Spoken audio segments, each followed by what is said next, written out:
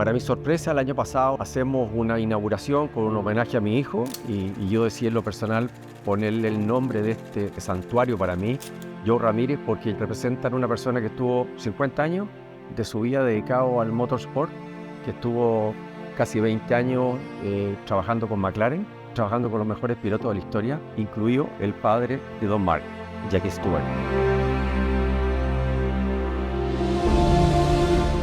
To tell a story about the past, to tell a story of Formula One, the story of motorcycling, the story of Dakar, the story of many things. People forget that today.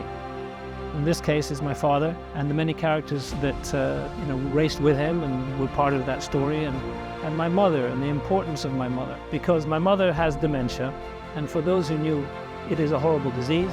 So we thought we'd turn that into a positive and create Race Against Dementia.